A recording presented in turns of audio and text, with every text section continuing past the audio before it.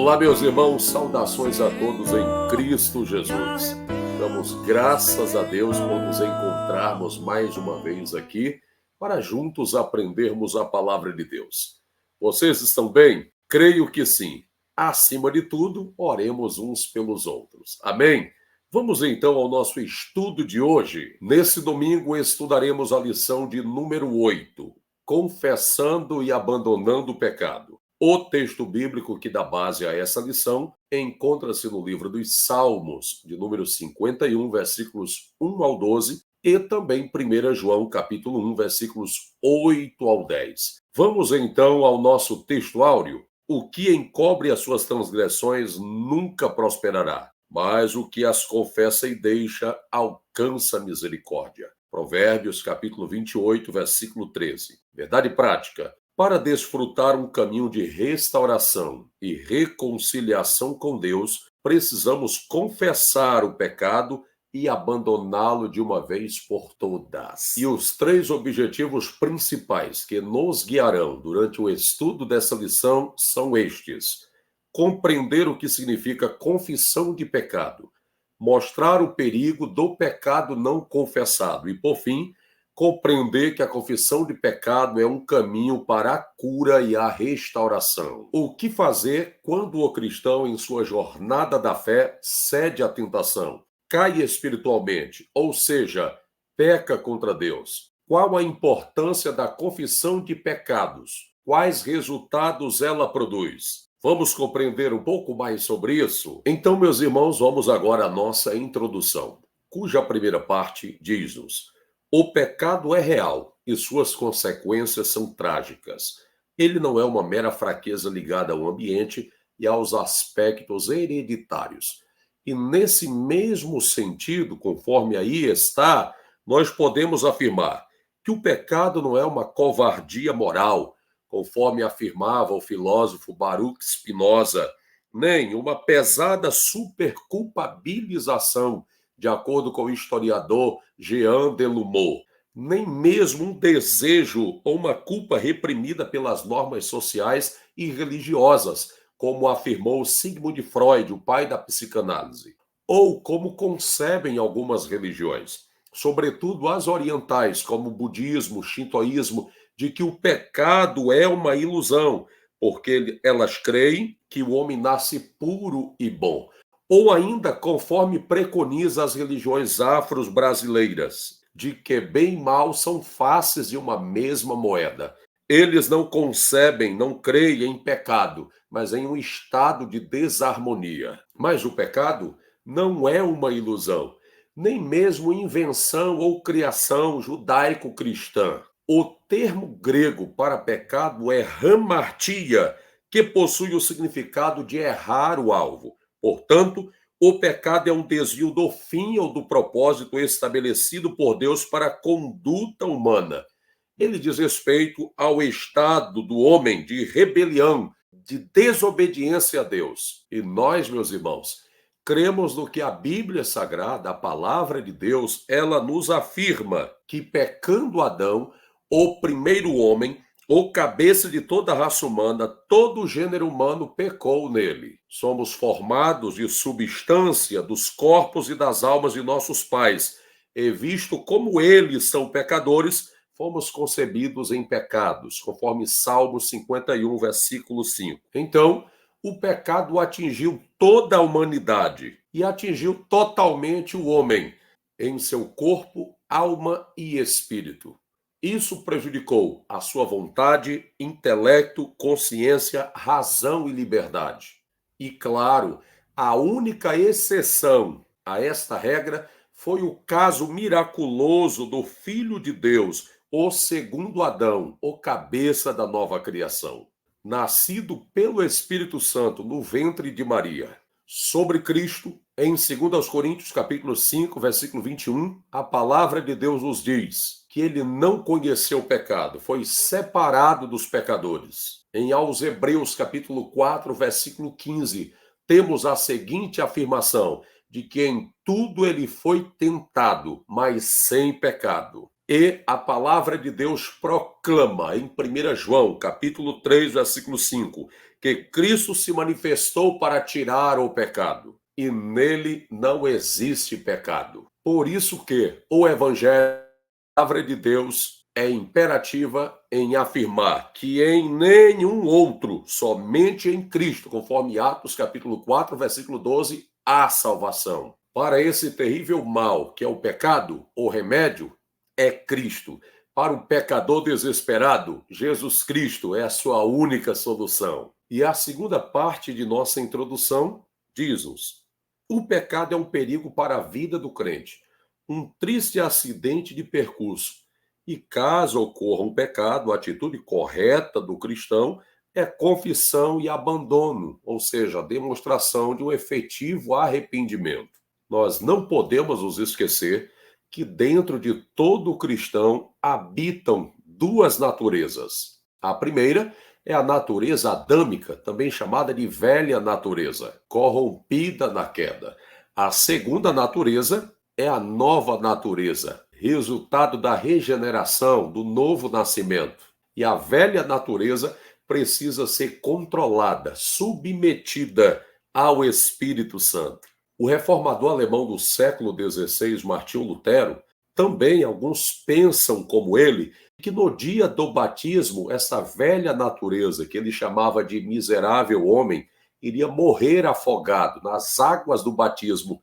Mas ele mesmo afirma que descobriu que essa velha natureza, esse miserável homem, sabe nadar e o acompanha durante os dias de sua vida. Compreendemos então, meus irmãos, que o crente, por causa dessa velha natureza, ele ainda peca, ou seja, pode cometer pecados, não de maneira deliberada, porque ele já não ama o pecado, já não é escravo do pecado, ele ama a Deus. E para ele, conforme menciona o comentarista dessa revista, o pecado é um triste acidente de percurso. Então, na vida do crente, o pecado é algo acidental e não quanto mais. Nas palavras de um certo autor cristão, um salvo não é aquele que deixou de pecar, mas aquele que parou de gostar ou de amar o pecado. Por isso que em 1 João, capítulo 2, versículo 1, nós temos a seguinte declaração: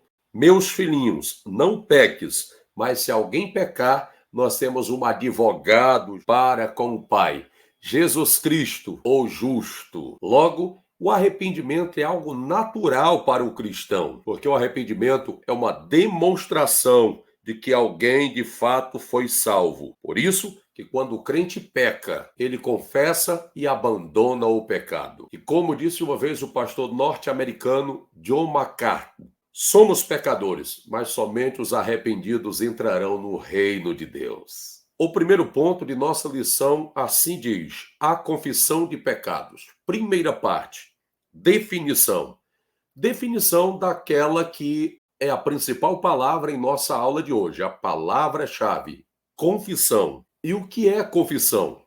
Tal termo procede do latim confitere, cuja primeira parte, o prefixo con, indica conhecimento e fatere, admitir. Confissão significa declaração ou reconhecimento de um caso, de uma falta cometida. E na Bíblia, tal termo está presente. No Antigo Testamento, cerca de 900 vezes, através da palavra hebraica adar, que aparece, por exemplo, em Salmos 32, versículo 5. E no Novo Testamento, confissão vem de um verbo grego, exolomogeu, que aparece, por exemplo, em Mateus capítulo 3, versículo 6. Tais termos significam o que aí está nessa primeira parte, conforme o slide: tomar conhecimento, reconhecer.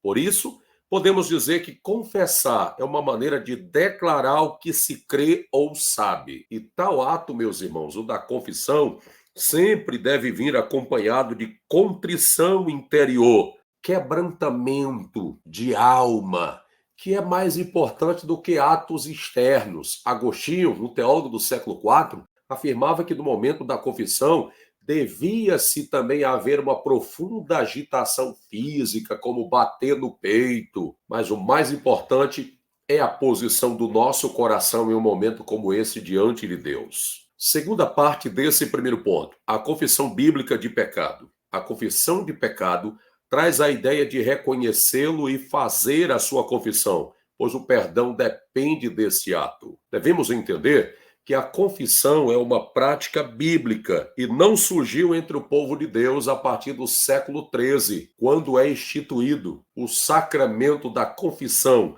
ou confissão auricular pelos católicos romanos, que é o ato de se confessar diante de um sacerdote. Vejam que na Bíblia Sagrada podemos citar alguns exemplos.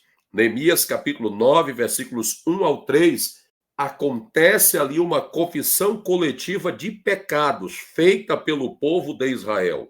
O livro dos Salmos está repleto de confissões. Salmo 32, versículos 3 ao 5, Salmo 51, versículos 1 ao 4. E confissão de pecados, arrependimento, também estava no cerne da pregação do Senhor Jesus Cristo, conforme Mateus capítulo 4, versículo 17. Em Atos capítulo 3, versículo 19, isso é interessante, em um ambiente de culto, o apóstolo Pedro convida os presentes a confessarem os seus pecados. E é comum que muitos crentes, eles imaginem que a confissão de pecados é o tipo de coisa que usualmente se deve fazer apenas na ceia do Senhor. E eu coloquei nesse quadro aí do lado direito uma citação do pastor Gunnar Berg, que é o coordenador acadêmico da Escola de Teologia das Assembleias de Deus. Ele assim fala-nos: a confissão precisa acontecer em todos os cultos e por uma simples razão.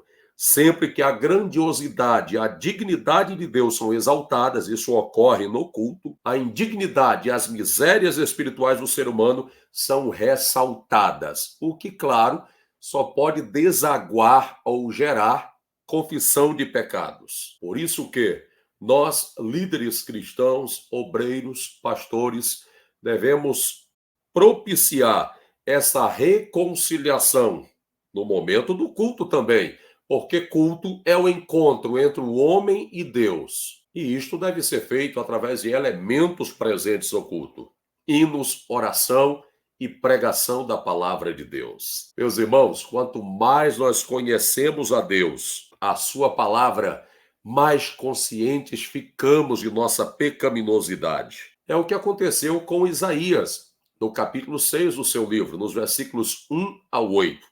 Ele teve ali 4 visões. A primeira, de quem é Deus, um Deus santo. A segunda visão, de si próprio, um pecador. A terceira visão, da misericórdia de Deus, quando a impureza foi removida dos seus lábios. E a quarta visão, a do propósito, quando ouviu os céus proclamando: a quem enviarei e quem há de ir por nós? E disse ele: eis-me aqui, envia-me a mim. Porque atender o chamado de Deus, servi-lo, é uma forma de gratidão diante da dádiva do perdão. E na terceira parte desse primeiro ponto, o símbolo da confissão de pecado.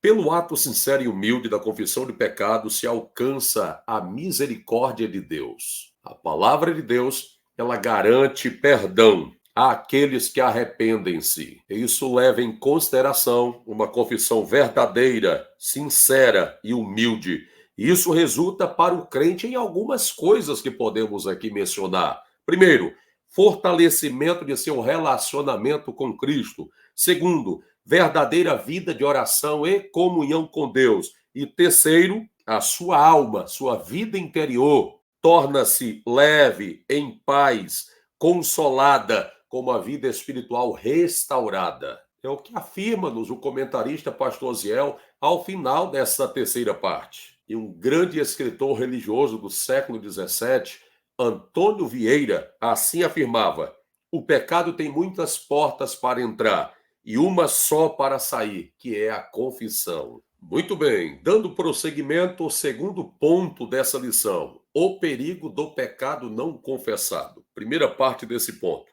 os males do pecado não confessado. Leia comigo.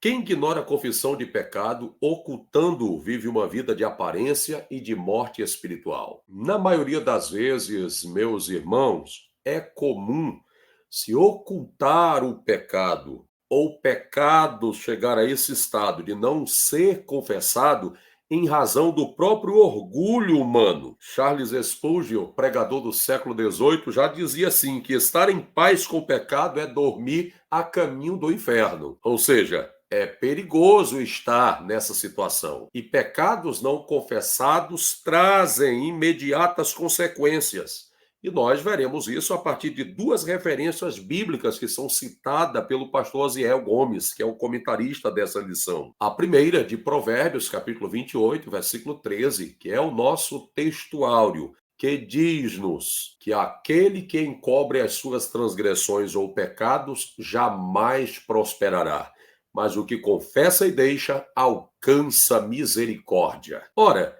quem deve cobrir nossos pecados quando eles são confessados? É Deus. E nós não temos o poder para isso. Salmos 32, versículo 1, mostra-nos que há alegria quando Deus cobre o pecado. Mas aqui em Provérbios 28, 13, quando o homem cobre ou encobre o seu pecado, há decadência, decrescimento, ausência de prosperidade e, sobretudo, espiritual e emocional, a falta da presença de Deus, da paz interior. A segunda referência bíblica é a de 1 João, capítulo 1, versículo 9. Se confessarmos os nossos pecados, ele é fiel e justo para nos perdoar os pecados. E o que está em questão aqui nessa referência é o caráter da ação. Se a ação do homem é de confissão, logo a ação de Deus será de perdão. E o contrário também pode acontecer.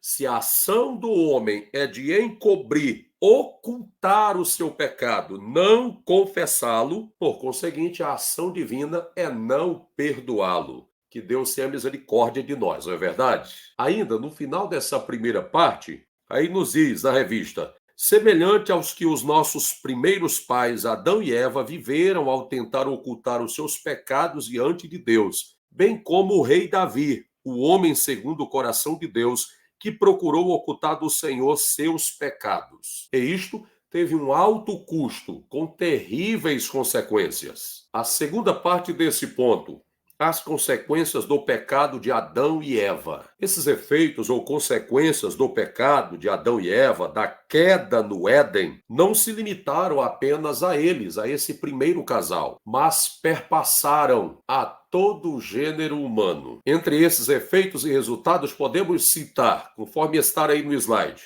perda do direito de viver em um ambiente perfeito, a transição da natureza imortal para mortal, tensões no gênero humano e na natureza. Em Gênesis capítulo 3, versículo 9, é introduzido no mundo agora sentimentos de culpa e vergonha.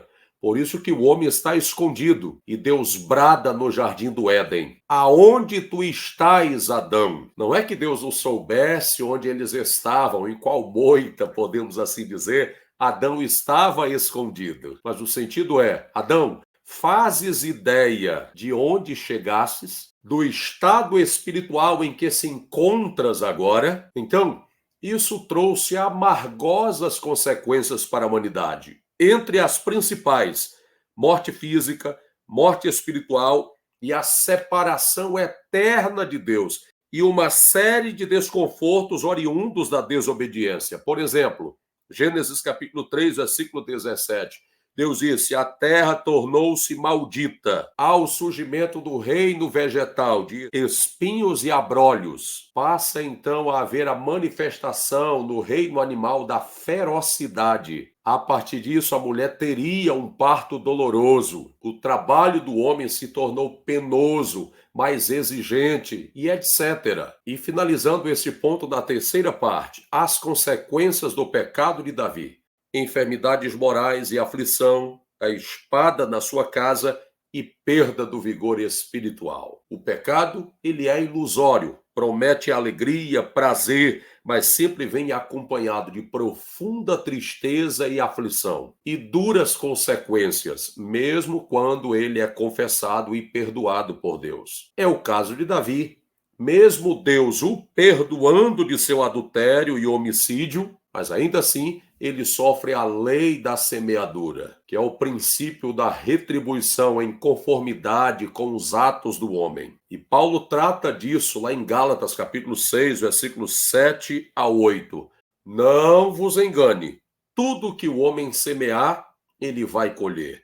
O que semeia na carne, colherá na carne. Se semearmos corrupção, diz o apóstolo Paulo, também colheremos corrupção. Somos livres para tomar qualquer escolha ou decisão, mas não somos livres das consequências dessas escolhas ou decisões, porque elas são inevitáveis. E as consequências do pecado de Davi, à luz da palavra de Deus, conforme 2 Samuel, capítulo 12, versículos 10 ao 12, você também pode acompanhar em sua Bíblia, foram, primeiro, assim como ele destruiu um pai de família, Urias, com a espada dos inimigos amonitas, Deus suscitaria a espada dentro de sua própria casa. Ou seja, irmãos, os filhos de Davi se levantaram uns contra os outros, filhos contra o próprio pai Davi, como é o caso de Absalão, que se opôs, foi o inimigo do próprio pai Davi. E em segundo lugar, outra consequência do pecado de Davi, assim como ele tinha tomado em oculto a esposa de Urias, Batseba, Deus daria publicamente as suas esposas a outros homens. E assim aconteceu, o que foi vergonhoso, constrangedor para Davi. E isso deve suscitar em nós, meus irmãos, um santo temor quanto a pecar deliberadamente contra Deus. Que o Senhor nos livre disso em nome de Jesus. E vejam que nesse quadro do lado direito, eu coloquei aí duas referências principais quanto ao pecado de Davi, quando ele oculta-o e posteriormente quando ele confessa-o. Em Salmos 32, versículos 3 ao 4, nós encontramos algumas consequências pelo fato de Davi esconder o seu pecado, como doença física. Ele diz que seus ossos se secaram. Isso é bem semelhante a uma enfermidade física, artrose. Faltou lubrificação ali natural nas próprias juntas. Isso provocava terríveis dores no corpo de Davi. Também doenças emocionais. O seu humor secou-se, diz ele. Ficou sem alegria, em um estado semelhante a um quadro de depressão, em angústia profunda na sua alma. E o pior, uma consciência culpada. Imaginem tal drama e agonia. Mas o salmista Davi, ou o rei Davi, foi um homem sincero. É interessante percebermos que há uma clara diferença entre ele e o rei Saul, o primeiro rei de Israel. E percebam que, quanto às suas chamadas, há até uma distinção, porque Saul ele foi chamado quando procurava as jumentas do seu pai. E jumentos são animais teimosos, rebeldes, desobedientes, como foi Saul. E Davi foi ungido rei de Israel quando apacentava as ovelhas do pai. Ovelhas, animais dóceis, humildes, obedientes, e assim era o coração de Davi. Por isso que em Salmos 32, versículo 5, ele diz ao Senhor em oração: confessei-te o meu pecado e tu me perdoaste. E isso fica bastante nítido para nós por causa do Salmo 51, versículos 1 ao 12, onde Davi roga o perdão a Deus e o fim da privação da comunhão, da presença de Deus. Aí no Salmo 51, nessa confissão que ele faz a Deus de seu pecado, Davi teme perder aquilo que era mais importante para a vida de um crente, a presença do Espírito Santo e a alegria da salvação. Então, ele roga ao Senhor sua plena restauração e alegria espiritual. Oh, meus amados irmãos, que o nosso coração esteja sensível à palavra do Senhor durante esse estudo e que saibamos, com sinceridade e humildade, reconhecermos e aceitarmos a necessidade de percorrermos um caminho assim, da confissão e do arrependimento. Isso é agradável diante do Senhor. Somente assim obteremos a restauração dos céus. O terceiro ponto de nossa lição está escrito assim: confissão de pecado, um caminho de cura e restauração. Primeira parte, confessando o pecado a Deus. E deve ficar claro para nós, e acredito que está, que Deus é a fonte do perdão. É o único com autoridade e competência para nos perdoar os pecados. Por isso, ele também nos ordena, isso é ressaltado pelo pastor Aziel Gomes, o comentarista dessa lição, que também devemos perdoar aos outros, nossos irmãos. E isso é tal que em Mateus capítulo 6, versículos 12 ao 15, Cristo asseverou-nos que se não perdoarmos os homens as suas ofensas, tampouco nosso Pai Celestial, Deus, nos perdoará. Quão sério isso é, não é verdade? Aí está no slide nessa primeira parte. Nossos pecados devem ser confessados a Cristo. Dessa forma, perdoar pecado é uma prerrogativa de Deus Pai, por intermédio do Senhor Jesus Cristo, mediante a sua obra no Calvário. Mas observem que aí do lado direito temos uma interrogação, um questionamento pontual.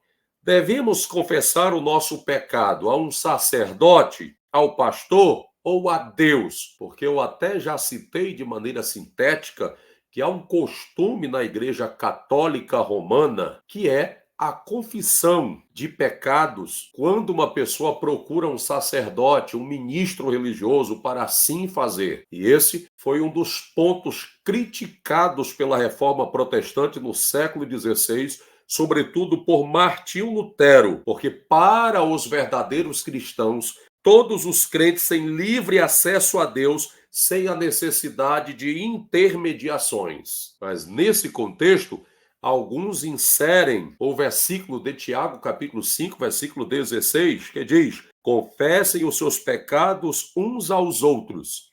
E há quem encontre aí base para a confissão de pecados a líderes ou sacerdotes. Mas compreendemos, assim como grandes estudiosos, comentaristas da palavra de Deus, que o contexto desse versículo não estimula a prática da confissão pública ou a uma liderança eclesiástica maior, mas o sentido aqui envolve uma ofensa causada a outrem. E é óbvio que o ofensor sempre deve pedir perdão ao ofendido, mas também não podemos nos esquecer que a Bíblia também fala sobre confessar os pecados para receber oração e ser curado, conforme Tiago, capítulo 5, versículo 14 a 16. E nessa situação, faz sentido, quando necessário, buscar ajuda especializada, segura, de um pastor, de um líder de confiança, para receber oração, orientação e, às vezes, até disciplina, conforme Mateus capítulo 18, versículos 15 ao 17. Enfatizo mais uma vez,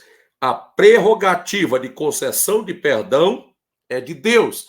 É Ele que, por intermédio do Senhor Jesus Cristo, nos perdoa. Aí está a referência de 1 João, capítulo 2, versículos 1 ao 2, que mostra-nos isso. Meus filhinhos, estas coisas vos escrevo para que não pequeis, e se alguém pecar, nós temos um advogado para com o Pai, Jesus Cristo, o justo. Então é Cristo quem nos perdoa de nossos pecados. Mas ele também estabeleceu líderes em sua igreja, que conforme 1 Timóteo, capítulo 5, esta que é uma carta ou epístola pastoral, orienta que o pastor, o líder da igreja, deve cuidar do rebanho com zelo e dedicação, inclusive disciplinar, corrigir líderes e obreiros quando esses estiverem em pecado, conforme 1 Timóteo, capítulo 5, versículo 20. E óbvio, também disciplinar os desordeiros, aqueles penitentes que não se arrependem, conforme 1 Coríntios, capítulo 5, versículos 2 ao 3. E na última parte desse terceiro ponto, para encerrarmos, diz-nos: alcançando cura e restauração. Não há nada mais consolador e restaurador do que confessar o pecado e deixá-lo, pois assim encontraremos descanso para a alma, cura do sofrimento espiritual e emocional. O arrependimento, como sabemos, é o primeiro passo para o pecador receber pela fé a graciosa salvação de Deus. E se ele já é salvo, para receber o perdão divino, isso se faz necessário. O pecado é uma ferida, mas a confissão, o arrependimento é o remédio. Então, finalizando o nosso encontro de hoje, vamos à nossa conclusão. Nessa primeira parte, aí está. Em nossa jornada cristã, estamos sujeitos ao pecado. Os salvos, meus irmãos, eles não são chamados na Bíblia de pecadores, mas são chamados, entre outras prerrogativas e terminologias, de santos. Por isso, como afirmou um homem de Deus, nós não somos pecadores lutando para ser santos, mas somos santos em Cristo lutando contra o pecado. E lutar contra o pecado é uma das maiores evidências de que nascemos de novo, de que Deus está nos santificando. E finalizando a conclusão, a confissão de pecado e a resolução de abandoná-lo é o único caminho para a cura e a restauração. O famoso reformador e pregador de Genebra, na Suíça do século XVI, João Calvino, dizia em oração diante do Senhor: Senhor, ajude-nos a odiar os nossos pecados, a ponto de nos afastarmos dele. Também afirmava ele: arrependimento não é apenas o começo da vida cristã, é a vida cristã. Que Deus nos abençoe e até o nosso próximo encontro. Eu quero voltar